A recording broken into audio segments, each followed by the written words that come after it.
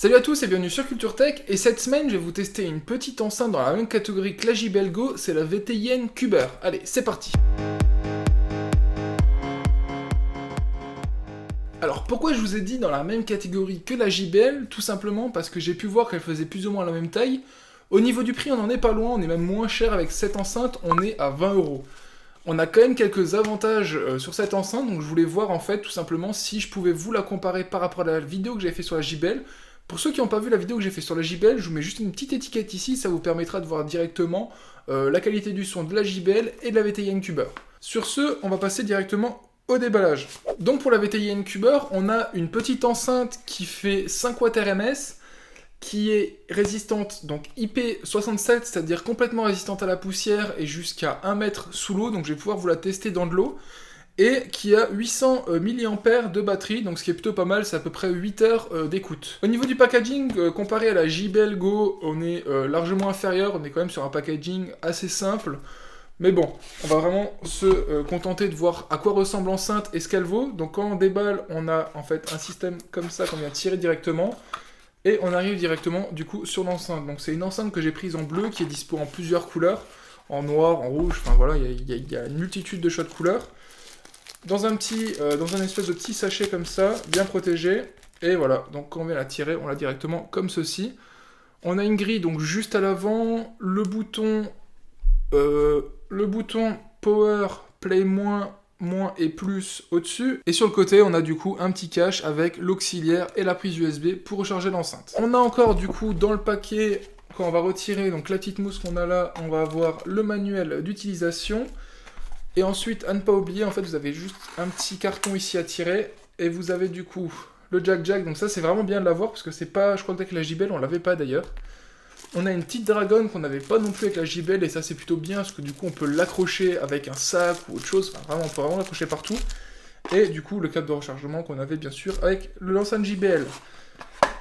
Au niveau du son, on va voir ensemble ce que ça donne. Ce que je propose, c'est qu'on essaye avec 2 morceaux pour voir un peu par rapport à la JBL ce que ça donnait. C'est parti. Du coup, on va voir directement ce que ça donne au niveau du son. Allez, c'est parti, je vous mets le premier son.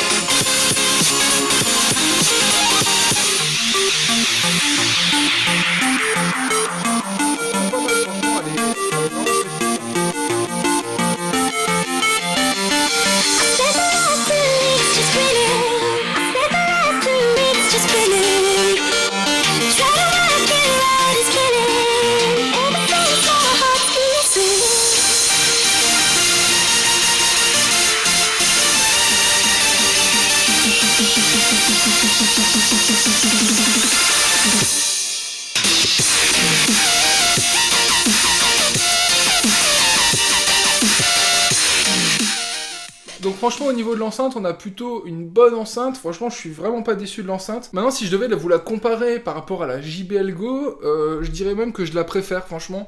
Je préfère mettre 10 € de moins, pas avoir marqué dessus JBL, avoir la petite dragonne pour la transporter avec, pour l'accrocher dans un sac ou je sais pas quelque part, et d'avoir une enceinte également résistante à l'eau. Alors ça c'est plutôt pas mal, et ce que je vous propose maintenant c'est qu'on va tout simplement essayer vite fait le son au niveau de l'enceinte quand on la met dans l'eau. Allez, c'est parti. Donc là ce qu'on va faire c'est qu'en fait j'ai pris donc l'enceinte, j'ai pris vite fait un petit truc là, un petit plat pour mettre l'eau dedans, et on va mettre l'enceinte dedans. Donc là pour l'instant elle est en fonctionnement comme vous pouvez l'entendre, et je vais augmenter le son une fois qu'elle sera dans l'eau. Donc là je la plonge dedans, je l'immerge, voilà, pas de problème, elle est immergée dedans, il n'y a aucun souci. Et maintenant ce qu'on va faire c'est qu'on va tout simplement augmenter le son. Aucun souci.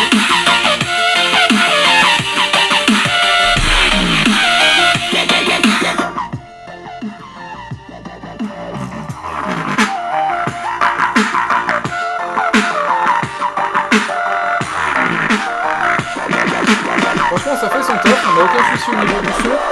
Bon, après le son est clairement dégueulasse, hein, on va pas se le cacher, le son est dégueulasse. C'est pas fait pour être immergé en fait. Enfin, c'est vraiment fait pour résister à l'eau, mais disons que ça fonctionne bien. On a quand même des jets d'eau après au niveau des haut-parleurs, mais ça fait son taf. Donc voilà les amis, j'espère que cette petite vidéo vous a plu, en tout cas cette enceinte je vous la recommande. pour moi, ça vaut plus le coup d'acheter cette enceinte qu'une JBL Go. Après, ça restera à vous de voir et de vous faire votre propre comparatif. Comme dit, vous pouvez regarder ma vidéo sur la JBL et celle-ci et vous faire une petite idée déjà, et puis après, vous allez voir directement en magasin. Celle-ci, je vous mets le lien pour l'acheter sur Amazon dans la description. Sur ce les amis, j'espère que cette petite vidéo vous a plu. Si c'est le cas, n'hésitez pas à laisser un pouce bleu, un commentaire et surtout à vous abonner. Nous on se dit à la semaine prochaine. Ciao!